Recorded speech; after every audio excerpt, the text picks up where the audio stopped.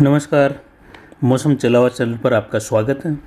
बात करेंगे राजस्थान के मौसम के बारे में। इसमें आपको जानकारी देंगे कि क्या आने वाले दिनों के दौरान फिर से बारिश पड़ने वाली है। राजस्थान के क्षेत्रों में अलग अलग ज़िलों में अलग अलग समय पर कहीं हल्की मध्यम, कहीं मूसलाधार, कहीं खंड वर्षा, हल्की मध्यम तो कहीं कहीं खंड वर्षा के रूप में ही भारी वर्षा की गतिविधियाँ, कुछ बड़े दायरे की भारी वर्षा भी देखने को मिलने की उम्मीद बन रही है।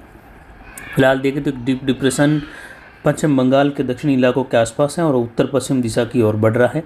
ट्रप यहीं से होते हुए यानी डीप डिप्रेशन से होते हुए बंगाल की खाड़ी के उत्तरी भाग और इधर इसका जो पश्चिमी सिरा है वह पंजाब राजस्थान के मिले जुले भागों से होते हुए उत्तर प्रदेश के दक्षिण मध्य भागों से होते हुए डीप डिप्रेशन तक जा रहा है। ये सिस्टम पश्चिम उत्तर पश्चिम दिशा में आगे बढ़ेगा और ये आगे बढ़ते हुए उत्तर पूर्वी राजस्थान के करीब से राजस्थान के क्षेत्रों में प्रवेश करेगा। लगभग 17 तारीख से ही बारिश की गतिविधियाँ काफ़ी इलाकों में होने लग जाएगी राजस्थान के क्षेत्रों में।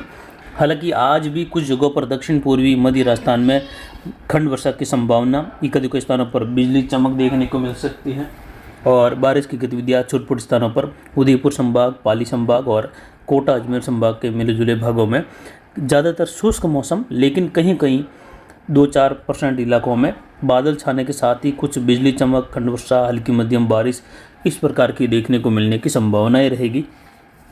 बाकी यहाँ पर देखें तो एक सर्कुलेशन की स्थिति उत्तर प्रदेश के उत्तर पश्चिमी इलाकों पर है जो डीप डिप्रेशन आगे बढ़ा था और एक चक्रवाती हवा का क्षेत्र राजस्थान के दक्षिण भाग के आसपास बना हुआ है, उत्तर पूर्वी गुजरात के आसपास। और पिछले दिनों जो सिस्टम आगे बढ़े थे वो आप देख सकते हैं हिमालयी राज्यों के निचले इलाकों तक, और दूसरा सिस्टम जो अभी बना है ये आगे बढ़ते हुए राजस्थान के पूर्वी भागों से होते हुए मध्य भागों की ओर, उत्तर मध्य भागों की ओर अरावली को पार करते हुए आगे बढ़ने की संभावना इसमें दिखाई गई है। मैप आप देख सकते हैं और आने वाले दिनों में किस प्रकार सिस्टम किस ओर आगे बढ़ सकते हैं उसकी भी जानकारी देंगे। और जो सिस्टम लगातार तारीखें बताई गई थी उन तारीखों में ही सिस्टम लगातार बनते रहे हैं, चाहे वह अगस्त का महीना हो या फिर अब सितंबर का। इसमें अब जो है 13 से 17 सितंबर वाला सिस्टम उभर चुका है और ये पश्चिम उत्तर पश्चिम दिशा की ओर आगे बढ़ रहा है। अगले सिस्टम का जो समय है 23 सितंबर से लगाकर 27 सितंबर के मध्य बंगाल की खाड़ी में फिर से एक निम्न दबाव बनते हुए उसके आगे बढ़ने की संभावना है, जिसके प्रभावी होने की भी संभावना रहेगी आने वाले दिनों में। और सितंबर के अंतिम दिन और अक्टूबर की शुरुआत में भी सिस्टम के बनने की संभावनाएं बनी हुई है। हालांकि वर्तमान में देखें तो काफ़ी इलाकों में मौसम शुष्क बना रहेगा। कुछ इलाकों में अरावली रेंज और उदयपुर संभाग, कोटा संभाग के आसपास नए बादलों के निर्माण के साथ कुछ खंड वर्षा, हल्की मध्यम एक स्थानों पर कुछ समय के लिए तेज़ बौछारें देखने को मिल सकती हैं। आने वाले दिनों में ट्रैक की स्थिति दक्षिण मध्य बंगाल की खाड़ी के आसपास से सिस्टम के उभर कर दक्षिण मध्य भारत से होते हुए उत्तर पश्चिमी दिशा की ओर रुक कर जाने की भी संभावनाएं अगले सिस्टम के ट्रैक के अनुसार आपको जानकारी दे रहे हैं। कुल मिलाकर देखें तो फिलहाल पश्चिमी राजस्थान तक एक बार पुनः खंड वर्षा का दौर देखने को मिलेगा, जिसमें बीकानेर संभाग और जोधपुर संभाग के इलाके हैं, पाली संभाग के इलाके हैं, जहां पर हल्की मध्यम, कहीं मूसलाधार, कहीं मध्यम से भारी खंड वर्षा, इस प्रकार के पैटर्न वाली बारिश देखने को मिलने की संभावनाएं 17-18 तारीख से लगाकर 22 तारीख के मध्य देखने को मिलेगी, जिसमें अधिकतर जो बारिश की गतिविधियों का दौर हैं वो पूर्वी राजस्थान, उत्तर पूर्वी मध्य राजस्थान यानी पाली, उदयपुर संभाग, कोटा, भरतपुर, जयपुर, सीकर संभाग से होते हुए बारिश की गतिविधियां बढ़ने की संभावनाएं हैं। और उसी दौरान बीकानेर संभाग के क्षेत्रों में भी बारिश की वजह से कुछ जगहों पर राहत तो कुछ जगहों पर चिंता का विषय बना रहेगा, जिसमें गंगानगर, हनुमानगढ़, अनूपगढ़, चूरू इन क्षेत्रों में भी झुंझुनू, सीकर, अजमेर और जयपुर के इलाके हैं, अलवर, भरतपुर सहित उत्तर पूर्वी राजस्थान का इलाका, कुचामन, डेगाना, नागौर बेल्ट सहित बारिश की गतिविधियों की संभावना उस दौरान काफ़ी इलाकों में भारी वर्षा के रूप में भी देखने को मिलने की बन रही है। पिछले 24 घंटों के दौरान अधिकतम तापमान चलवा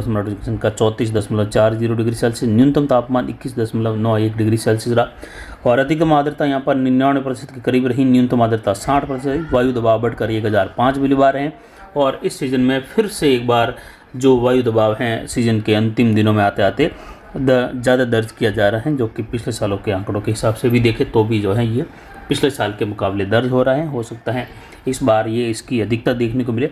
हवाई दक्षिण पश्चिम दिशा से रही जवई बांध का गेज बढ़कर 51.85 फीट दर्ज किया जा रहा है, यानी आज शाम होते होते जवई बांध 52 फीट क्रॉस कर जाएगा। उसके बाद ये केवल 9 फीट खाली रहेगा और फिर उसमें भी जो है जलावक बनी रहेगी और आने वाले दिनों में देखें तो जवई बांध ओवरफ्लो होने और उसके गेट खुलने की संभावनाएं लगातार बनी हुई है, या कहे 100% इस बार फिर से जवई बांध अंतिम दिनों से होते हुए, चाहे अक्टूबर की शुरुआती दिनों की जो बारिश की गतिविधियां हो उस दौरान ही ओवरफ्लो या उसके जो गेट हैं वो खोले क्यों न जाए, लेकिन बिल्कुल जो है जवई बांध भरने की पूरी संभावना इस बार अभी भी 100% बनी हुई है। इसमें कोई कमी प्रतिशत में नहीं है कि संभावना कम हो गई है, बिल्कुल संभावनाएं बनी हुई है। वहीं पिचियाग या जसवंत सागर बिलाड़ा बांध जोधपुर का सबसे बड़ा बांध भी ओवरफ्लो हो चुका है, और अभी जो पाली जिले का बांध हेमावास बांध था वह भी ओवरफ्लो हो चुका है। तो वहीं सरदार समंद बांध भी कई सालों बाद ओवरफ्लो हुआ।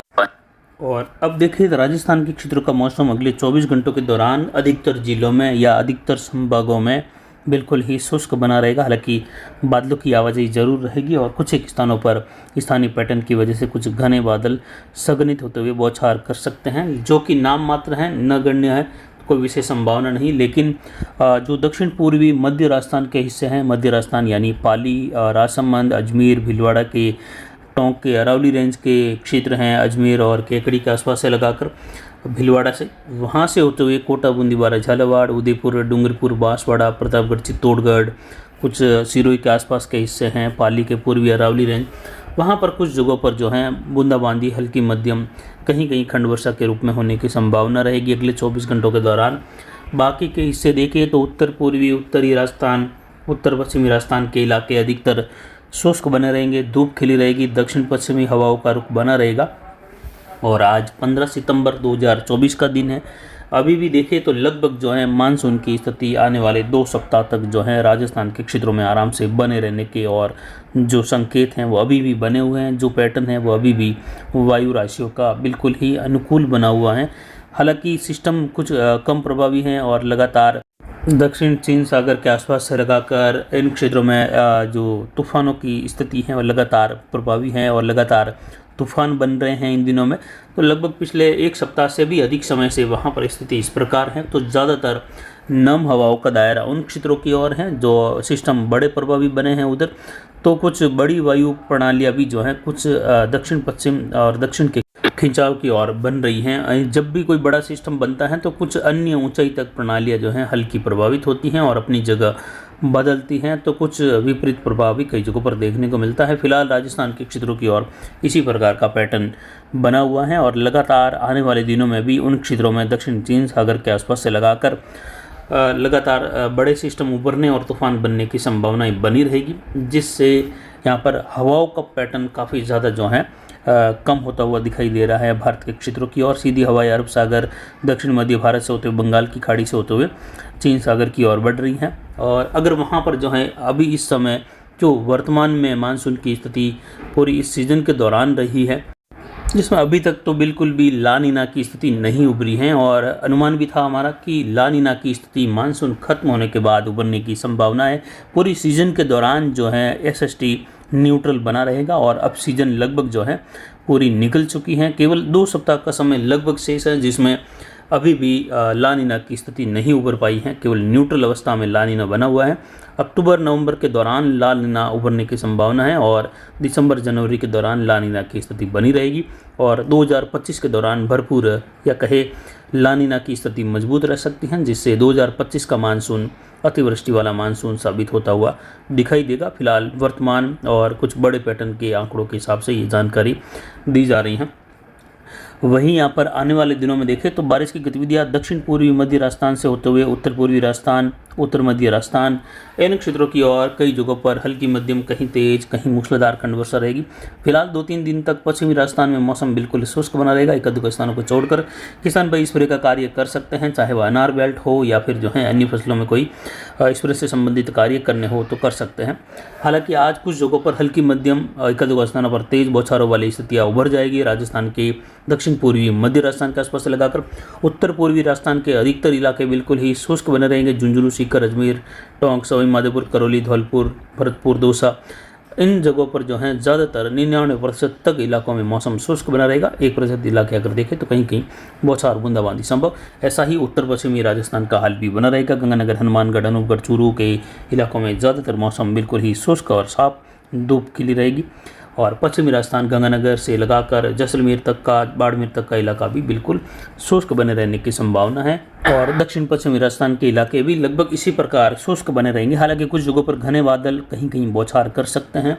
सर्कुलेशन की स्थिति दक्षिण पूर्वी दक्षिण राजस्थान के आसपास के क्षेत्रों को प्रभावित कर सकती हैं, जो उत्तर पूर्वी गुजरात के आसपास हल्के प्रभाव में बनी हुई हैं, जिसकी वजह से पाली, सिरोही, राजसमंद, उदयपुर, भीलवाड़ा, टोंक, अजमेर के आसपास कहीं कहीं बूंदाबांदी में गर्जन, बिजली चमक हो सकती हैं। तो फिलहाल अभी की जानकारी के लिए इतना ही। आगे की जानकारी के लिए बने रहे हमारे चैनल पर। नमस्कार, जय हिंद, जय भारत।